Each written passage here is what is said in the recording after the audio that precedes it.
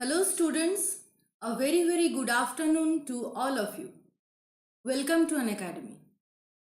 This is my second class on NTA UGC NET English Literature. In yesterday's class, I have talked about the very first age of English literature, that is the Anglo-Saxon age. And in today's video, I will complete the remaining part of the Anglo-Saxon age. Today we will talk about the Anglo-Saxon Christian poetry or religious poetry and the important prose works, as well as the important lyrics and elegies. Okay. So before starting today's class, I want to give you a brief introduction about myself. So students, my name is Brishti Mukherjee. I have completed my BA Honours and MA in English from Sidho Kano Birsa University, Purulia. I was the UG Gold Medalist and PG First Class Second Topper. I have also topped NPTEL online course from IIT Madras 3 times. I have qualified UGC NET exam in English Literature 3 times and West Bengal SET exam this year. I have 10 months of teaching experience. So that's all about myself. Hello Kanika. Hello everyone. So before starting, I want also to talk to you about Unacademy. So if you want to access Unacademy, you first of all need to download the Unacademy Learning app from Google Play Store. You can install it and then you should click on the NTA UGC NET category. After that, you can choose your subscription plan. There is 12 months and 24 months subscription plan. You can see the prices here. And if you use my referral code Brishti10, you will get a 10% extra discount in your overall price. Please join Unacademy. This is the largest learning platform in India. It will definitely help you to crack your desired exam. Okay? Now, let's begin today's class. First of all, I would like to discuss about the lyrics and the elegies of the Anglo-Saxon age. The first important lyric poem is The Wanderer. This is the title of the poem, The Wanderer. It is actually an elegy of 115 lines. It's a not so long poem. It is an elegy of 115 lines. The author is obviously unknown. And what is the plot? It is actually an elegy narrated by a man. Actually, the man is a servant. A man is a servant who has lost his master and is in search of a new master. So he has lost his earlier master. He is a very loyal servant. And now he is in search of a new master. That is why he is wandering. That is why the title of the poem is also Wanderer. So here the wanderer refers to the man, the narrator, the servant. So he travels in search of a new master. Now, as I have already told you in my previous class that in Anglo-Saxon poetry, sea plays a very important role. And I have also told you that nature is portrayed in its furious form. Nature is not very benevolent or very romantic. Nature is always violent. Nature is always violent and furious. So you can see in this poem also that the wanderer actually talks about the emptiness and the violence of the sea. Okay. And which signifies, this natural scenario actually signifies the failure of human relationships. That's why it is an elegy. Okay, that's why it is an elegy. Now, this poem actually has two parts. This poem actually has two parts. The first part talks about the journey of this man who is in search of a new master. And the second part talks about a kind of calm acceptance of fate. Calm acceptance of fate is found in the second part. And here is a quotation from The Wanderer. I am reading it to you. The speaker laments at one point, "Here possessions are transient. Here friends are transient. Here man is transient. Here woman is transient. All this firm set earth becomes empty." Unquote. So that is the lamentation of the speaker, that everything in this earth is transient. Transient. Nothing is permanent. So he laments for that. Everything is transient. The woman, the friends, all important personalities of our life, all are transient. The speaker laments about that. Another thing is that some critics think that this poem has actually 3 speakers. But if we read the poem, we can see that only the narration of one character is given. So this was actually the belief of the critics, but actually there is only one speaker, the servant who has lost his master. So that's all about Wanderer. I hope it is clear. Some more people have joined. Ranu, Tomar, Maya, good afternoon. Good afternoon, everyone. A warm welcome to all of you. Now we will move on to the second important poem, that is the Seafarer. The Seafarer. It is a poem of 120 lines and preserved in the Exeter book. In my previous class, I have talked about that there were 4 important manuscripts during Anglo-Saxon age. So this is the among the 4 manuscripts, there is one, the Exeter book. So in Exeter book, you will find the poem Seafarer. Now, what is this poem all about? Actually, this poem is about a dialogue. It is apparently a dialogue between a mariner, a veteran mariner, and a young man. But in most of the poem, most of the parts of the poem, you will find the monologue spoken by this mariner. This mariner is very experienced. He has a lot of, he has done a lot of voyages. So he actually narrates his own story, and he actually converses with a young man. Now, this poem has a beautiful contrast between the comfortable life of a land which is experienced by this young man and the dangers of the sea which is experienced by this mariner.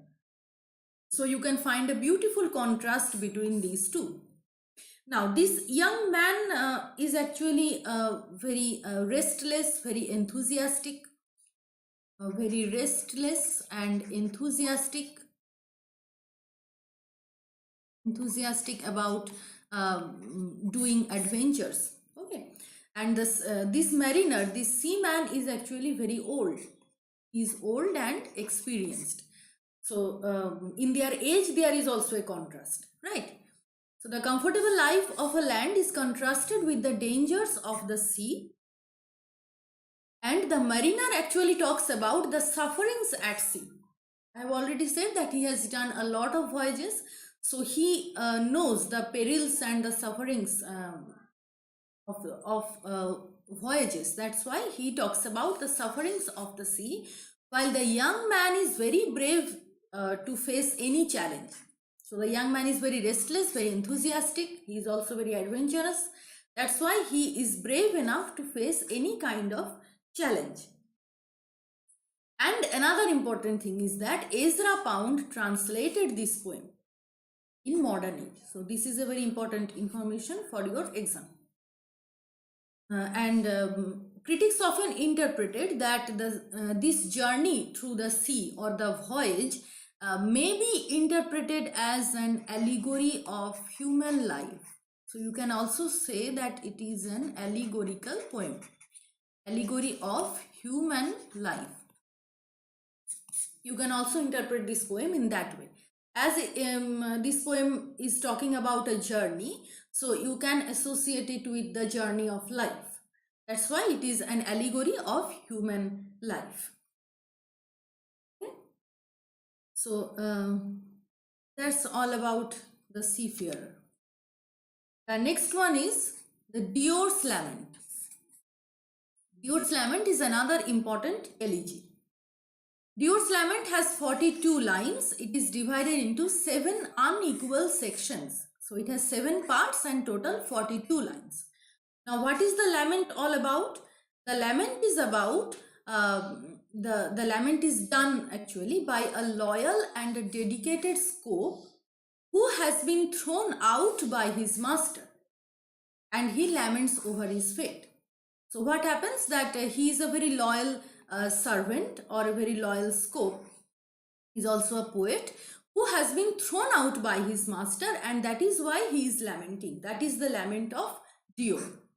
And this poem is important because Dior is not only lamenting about his own condition, Dior is also lamenting on the trials and the tribulations of the legendary heroes.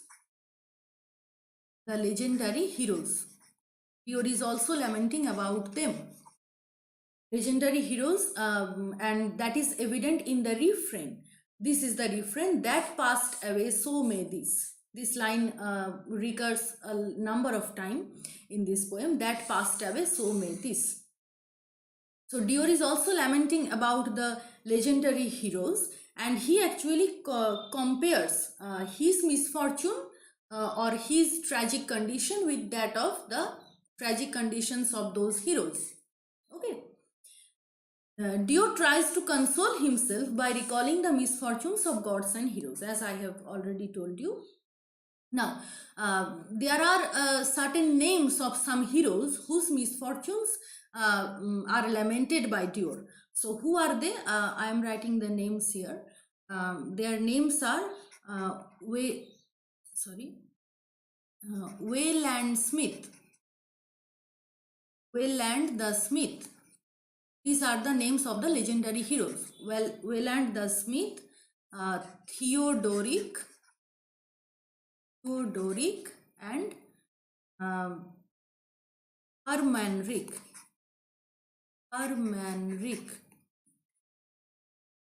So these are the names of some legendary heroes who are recalled by Dior. And this poem is also preserved in the Exeter book. Okay. So that's all about Dior's Lament. This is a very important poem, and please remember this refrain: that passed away, so may this. Okay. Now, next important work is the Wife's Lament. This is another important elegy, and this was also preserved in the Exeter book. Now, this Wife's Lament is actually the lament of a woman who is separated from her husband and banished to the wilderness. So, the wife is lamenting for her separation from her husband, and the wife was actually banished. In this poem, the wife is also recalling their past conjugal life, the warm relationship between them, that is also there. So there is also a kind of nostalgia for the past married life, and also the depression of the present time. So this poem is actually a combination of both nostalgic elements and the tragic conditions of the past. Tragic condition of the present, the depressing condition of the present time, and the conjugal life, the happiness of married life of the past. And it was considered as one of the earliest instances of love poems. That is why it is very important. So the wife is lamenting for the separation, as well as she is also recalling her past life. So that is all about Wife's Lament. You need to remember that it is one of the earliest instances of love poems. This is an important information. Now, next one.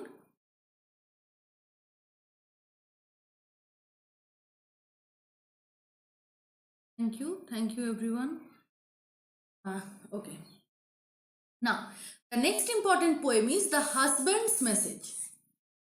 It is considered as a sequel to The Wife's Lament. Okay.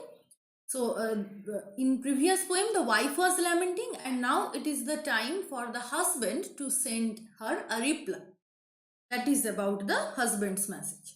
So, the husband's message is preserved in the Exeter book like the previous poem.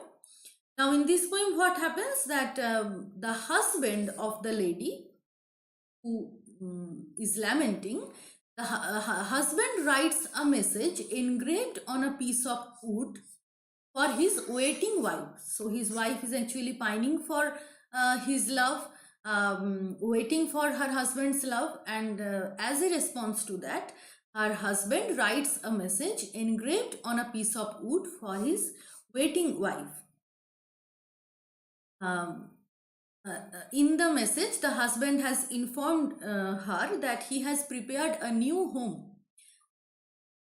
He has prepared a new home for his wife in abroad. He has prepared a new home for his wife in abroad, and he requests he requests his wife to come to him when the spring will arrive. When the spring will arrive. So during the springtime, the husband requests his wife to come to him, and he will take her to their new home, which is in abroad. So that is the message which the husband writes, engraving on a piece of wood for his wife. That is the husband's message. Okay? And it is written in runic letters. It's written in runic letters. Okay. I hope this is clear. Now we move on to next poem. This is a very short poem. You can see Ulf and Edwasser. This is a very short poem of 18 lines and preserved in the Exeter book. So maximum number of elegies, you can see the elegies and the lyric poems are preserved in the Exeter book. Okay, so it is an 80 lines poem preserved in the Exeter book. What is the plot about? This plot is about a woman who is imprisoned in a foreign land and longs for her lover Ulf. So Ulf is the name of the lover. And who is Edwasser? Edwasser is her tyrannical husband. So this woman is married, but she is not happy with her husband. Her husband is very tyrannical, very cruel to her. That is why she actually waits for her lover Ulf, and she requests Ulf to take her out from this kind of torture of her husband. That was her request. So she is imprisoned and she waits for her lover Ulf when Ulf will come and take her back. So that is about Ulf and Edwasser, and you can also say that this poem is actually a dramatic monologue. Why? Because in this poem you can only find the narration of the woman. The woman is only lamenting. She is actually blaming her husband, and she requests her lover. She pines for her lover. So that is about the thought. And there are also some other poems, other lyrics and elegiac poems, which are not so important, like the charms, the riddles. You can only remember the names. That will be sufficient. Okay? So that is all about the lyrics and elegies during the Anglo-Saxon age. Next. So I have already done with the lyrics and elegiac poems. Now I will move on to the Christian poetry. In my previous class, I have talked about the heroic poetry or the pagan poetry during the Anglo-Saxon age. And in this class, I will talk about the Christian poetry, the second type of Anglo-Saxon poetry, right? So let's begin. Now, there are two important Christian poets during the time of Anglo-Saxon or Old English era. So the two important poets are Caedmon and Cynewulf. First of all, we talk about Caedmon. Now, the life story of Caedmon is very interesting. You can see not much information is available, but there are some important points which you need to remember. Caedmon is believed to be a 7th century Northumbrian poet, and he is considered the father of Old English poetry. Remember, the father of Old English poetry, not father of English poetry. Father of English poetry will be Chaucer. Okay, so father of Old English poetry is Caedmon. Remember that. Now, we know his life from Venerable Bede's Ecclesiastical History of English People. This is the title of his work. I will talk about Venerable Bede when I will discuss Anglo-Saxon prose work later in this video. So, Venerable Bede's very famous prose work, Ecclesiastical History of English People. Okay. So, in this prose work, we can find some details of Caedmon's life. Now, who was Caedmon? Caedmon was actually an illiterate shepherd who was blessed by God in his dream to write poems. Okay, that's why I have said that his life is very interesting. So, what happened actually is that one day Caedmon was sleeping. After the end of a banquet, Caedmon was sleeping, and in his dream, a man or a figure, kind of a divine figure, appeared and asked Caedmon that please sing something. So Caedmon said that I am an illiterate shepherd, I don't know anything, so how can I sing? I cannot sing. That is the speech of Caedmon. Caedmon said that I cannot sing. But then the divine figure actually ordered him or advises him that no, you should sing, and the divine figure said that sing me the creation. That is the exact word. Sing me the creation. Now you can understand very well which creation, the creation of the world, the creation of human beings as depicted in the Bible. Okay, so the divine figure actually advises Caedmon that please sing me the creation. And what happened is that Caedmon was in a kind of divine spell, and Caedmon started singing, but he actually don't know, he didn't know how he had started, but he started to sing. And when he woke up from his sleep, he found that he had a very deep spiritual realization, and he started to write down all those verses which he had said to the divine figure in his dream. That is how the writing history of Caedmon started. Isn't it very interesting? Okay. So he was illiterate, but he started writing poems out of divine inspiration. He was blessed by God to write poems. And he is also known as Anglo-Saxon Milton. Very important and very honorable phrase, Anglo-Saxon Milton. Why the comparison with Milton? You can very well understand that Milton has also written the famous religious poem Paradise Lost, or later Paradise Regained. That is why the comparison with Milton is given. Caedmon is also called Anglo-Saxon Milton. Okay. Now, the poems of Caedmon. Now, all the poems of Caedmon are actually preserved in Junius manuscript. I have talked about 4 manuscripts. So, in Junius manuscript, all the poems of Caedmon are preserved except the poem Judith. Except Judith, all other poems are preserved in Junius manuscript. Okay. So, what are the poems? 5 poems actually attributed to him. Okay.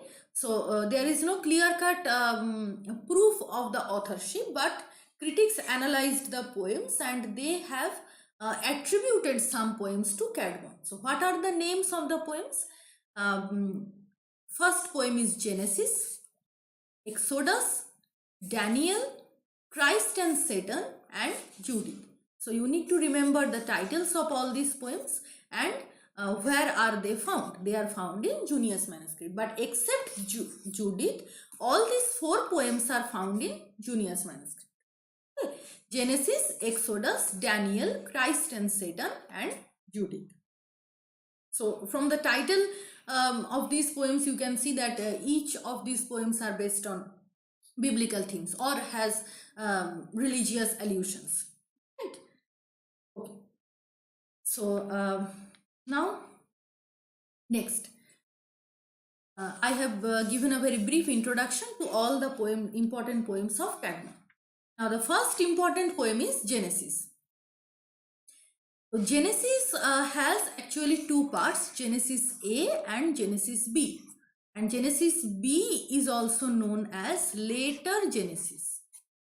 Later Genesis. Okay. Genesis A and Genesis B, this is also known as Later Genesis. Now, what is the plot about? It is nothing but a paraphrase of the Bible. Okay. And it mainly talks about Satan's rebellion against God. You can also find this description in Paradise Lost. Okay. So Satan's rebellion against God, this is the main theme. How Satan rebelled, why Satan rebelled, what were the consequences, that's all. Now, in 1875, much later, a German scholar whose name was Sievers. Sievers analyzed the poem and he found that this poem is not only the paraphrase of the Bible, but it is actually a paraphrase of a lost Germanic version of the Old Testament. Lost Germanic version of the Old Testament. This is an observation given by the German scholar Siever. According to him, that it is not only the paraphrase of the Bible, but to be very specific, it actually recalls a lost Germanic version of Old Testament. It is actually a paraphrase of that part. Okay. So that's all about Genesis. It is of 3000 lines. The next important poem is Exodus. Exodus is actually talks about the description of the escape of the Israelites through the Red Sea and destruction of the Egyptians. This is the plot line of Exodus. And it has a number of heroic elements also. Okay. So, it has more heroic than religious element, you can say. So that is about Exodus. Now, Daniel is the third important point. Daniel is actually a paraphrase of the first 5 chapters of the biblical book of Daniel. It is the paraphrase of first 5 chapters.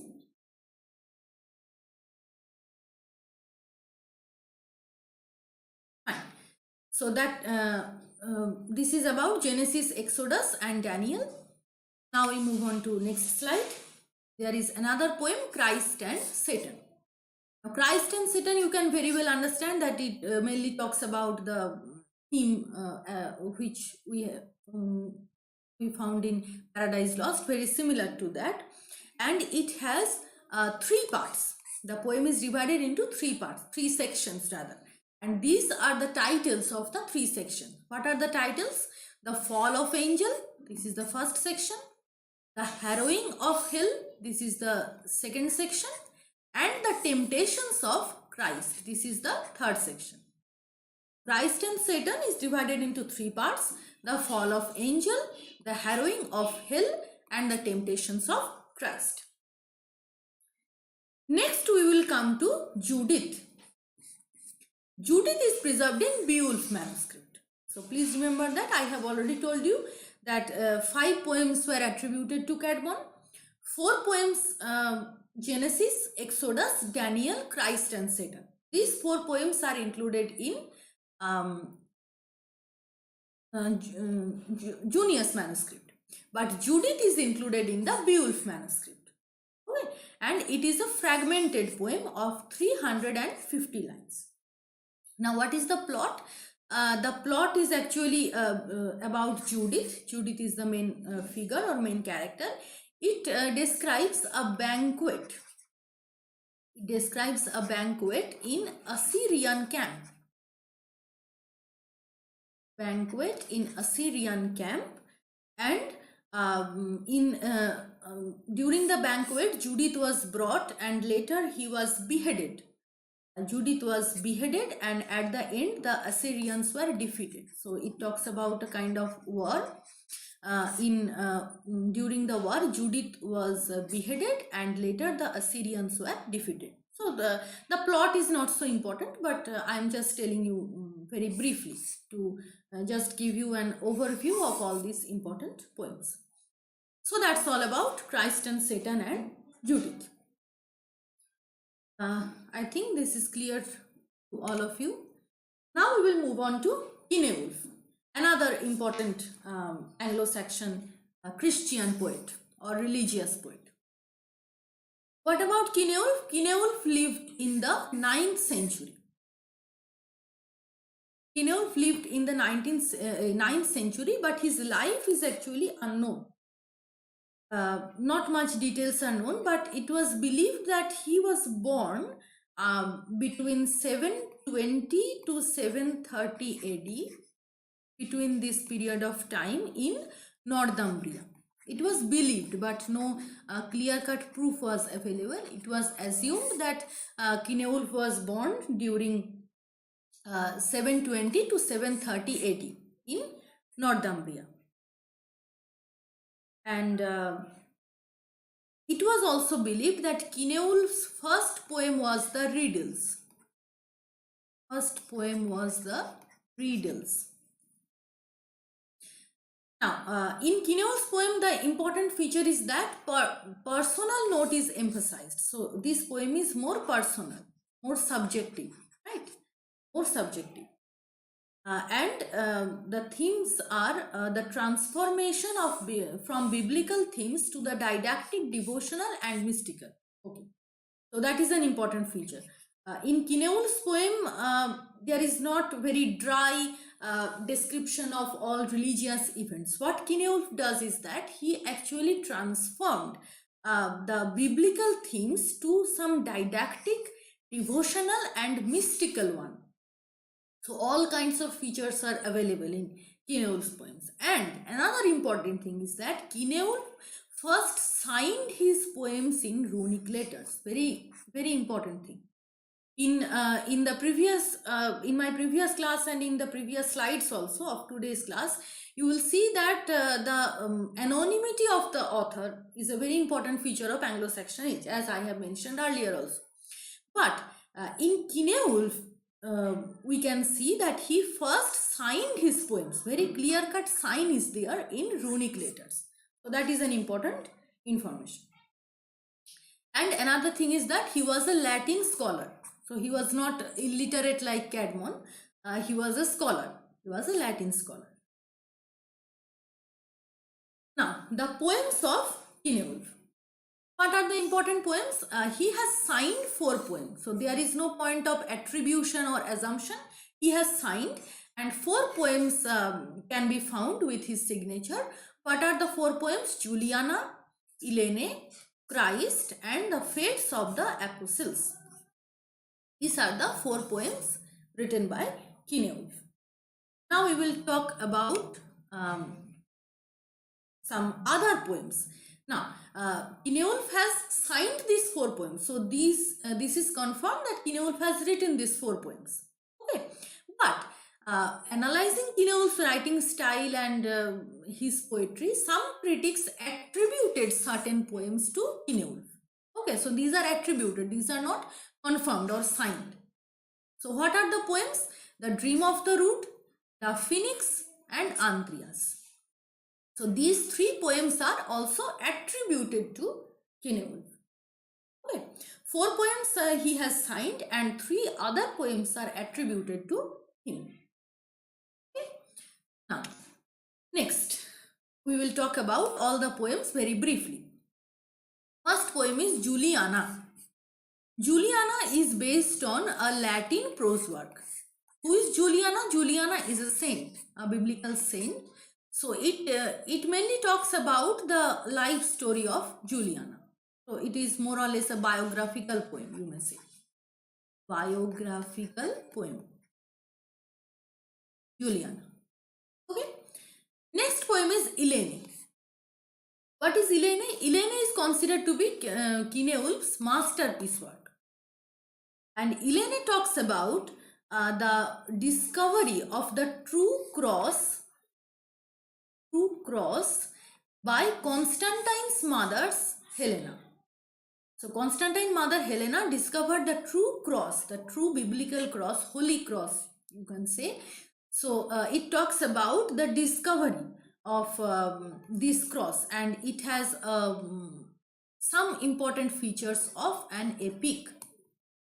That is why it is considered to be Kinewulf's masterpiece. Okay. Next important poem is Christ. The poem Christ has 3 parts, divided into 3 parts. First part talks about Christ's birth. Second part talks about his ascension. And third part talks about his second arrival, his second coming of Christ. You have read the famous poem, The Second Coming by W.B. Yeats. So the second coming of Christ is described here. And it has also the description of doomsday. Doomsday. Apocalyptic time. Okay. So this is about Christ. And another poem is The Fates of the Apostles. This is not so important. It is basically contains a list of some biblical apostles. That's all. And their life and their death, all these things. Okay, so these are the 4 signed poems of Kinewulf: Juliana, Elene, Christ, and the Fates of the Apostles. Okay.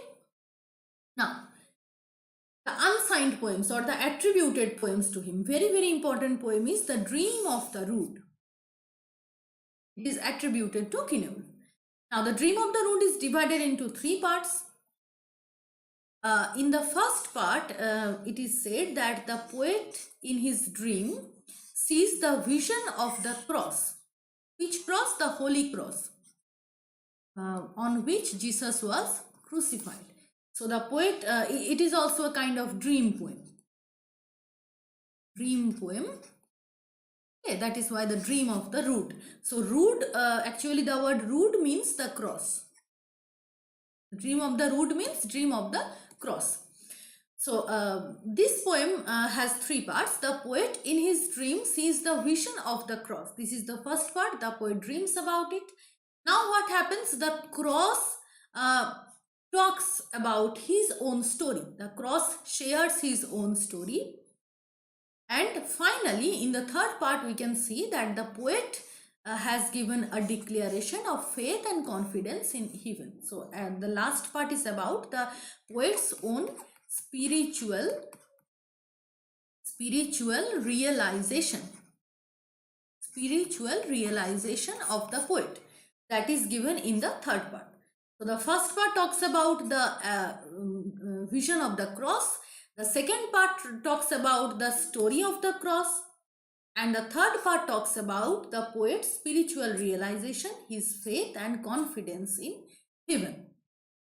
And another important thing is that it has total 156 lines. 156 lines. Okay? And it is preserved in Vercelli book. Is preserved in Vercelli book. Among the 4 manuscripts, I have told you the name. So the verse in the Vercelli book, The Dream of the Rood is preserved.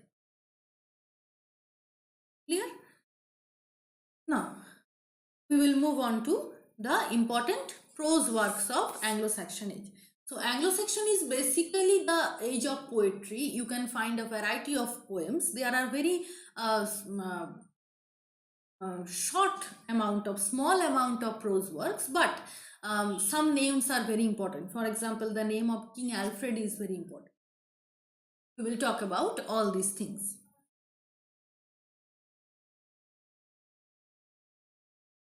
So the important prose work, first of all, we will talk about the King Alfred. Who was King Alfred? King Alfred was the king of Wessex, and very importantly, he was considered the father of English prose. He was considered the father of English prose. So please remember this information. And King Alfred came to the throne at a time when the state of learning in England was very disheartening. So during that time, King Alfred came, and King Alfred is also known as Alfred the Great. Alfred the Great. So Alfred became king at a time when the state of learning in England was disheartening, and Alfred actually came to uplift the cultural tradition. Okay. So that's about King Alfred. And why King Alfred is important? Because he translated 5 major works. These works can be, these translated works can be considered the first specimens of Anglo-Saxon prose work. These are all in prose. Till now we are talking about poetry. Biblical poetry, lyric poetry, elegiac poetry, all are poetry form. But for the very first time, we will find prose work in the hands of King Alfred. So King Alfred translated 5 major works. What are the 5 works? Pastoral Care by Pope Gregory, Consolation of Philosophy by Boethius, History of the World by Orosius, Ecclesiastical History of English People by Venerable Bede, which I have talked about earlier, from where we can learn about Caedmon's life, right? Caedmon's life. And the 5th work is Soliloquies of Saint Augustine. So please remember the names of these 5 works, very, very important. So I will repeat again. Pastoral Care by Pope Gregory, Consolation of Philosophy by Boethius, History of the World by Orosius, Ecclesiastical History of English People by Bede, and Soliloquies of Saint Augustine. So these are the 5 important prose works written by translated by King Alfred. And please remember that Pastoral Care is actually a guidebook, or you can say a manual for the clergyman. Manual for the clergyman.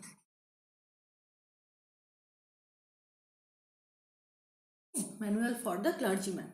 This is about Pastoral Care. So these are the translated works of King Alfred. Now we will move on to Anglo-Saxon Chronicle.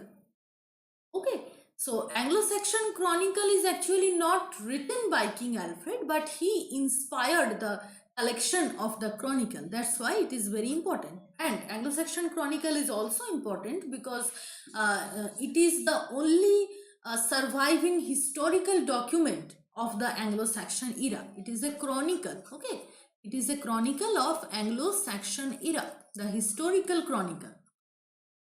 You can see here I have added a picture from it. King Alfred the Great. This is written. This is the picture of King Alfred, and it is written as the Anglo-Saxon Chronicle, the history of the Anglo-Saxon. So you can very well understand that it is a historical document, the only surviving historical document of the Anglo-Saxon age. So that's why it's very important. And King Alfred played a very important part in the collection of this chronicle. He has not written it, but he inspired. It was written during Alfred's reign, and it was available in 7 manuscripts, so which indicates its popularity and importance also. It was included in 7 manuscripts. So some important chronicles inside the Anglo-Saxon Chronicle are Winchester Chronicle, Peterborough Chronicle, Abingdon Chronicle, Worcester Chronicle, etc. These are the names of some important chronicles which were part of Anglo-Saxon Chronicle. Okay.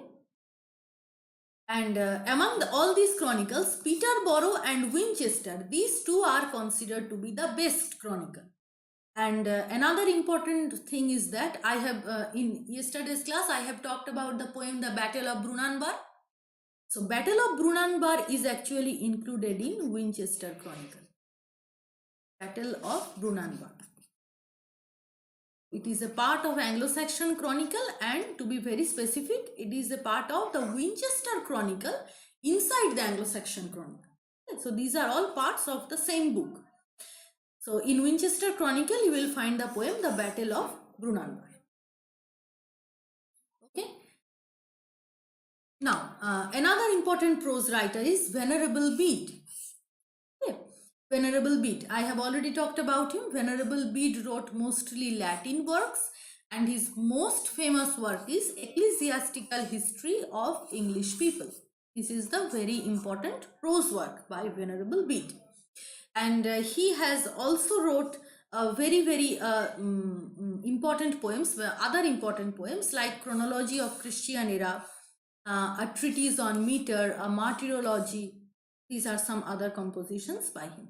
So the plot line of this work, Ecclesiastical History of English People, is not so important, but you need to remember the name, the title, who has written it, this kind of basic information. Okay. So that's all about Venerable Bede. Now, in Anglo-Saxon age, there were homily writers also. Okay, two homily writers can be found. Now, who are the homily writers? Ælfric and Wulfstan. Okay. Ælfric is the abbot of Insham. Insham is the name of a place. Okay, abbot of Insham, and he has written two sermons, two biblical sermons, Catholic homilies and the lives of the saints.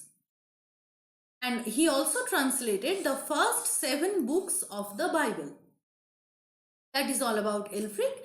And what about Wulfstan? Wulfstan is the Bishop of Worcester and the Archbishop of York. So he also holds a religious post.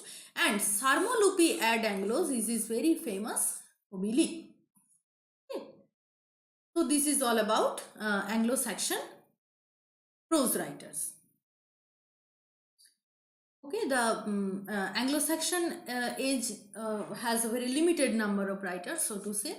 The only important text which you must know in detail, that is Beowulf, and the Dream of the Rood is slightly important, but you must know the title of all the important poems, who has written it, in which manuscript is it preserved.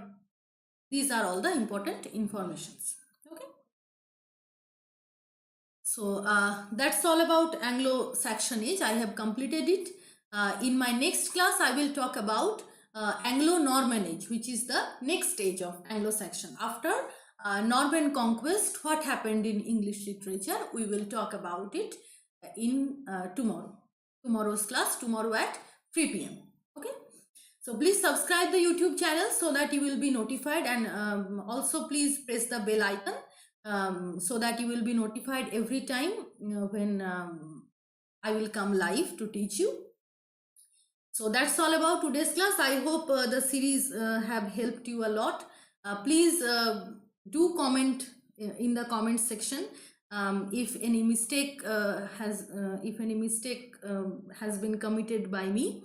So please inform me about that. I will look forward to see you in my next class. But before leaving, I would like to remind you that please use this code, referral code BRISHTI10 in your next Unacademy subscription to give extra 10% discount. So that's all about today. Thank you very much for watching. We will meet very soon in our next class. Have a nice day. Bye bye. Keep watching, keep learning.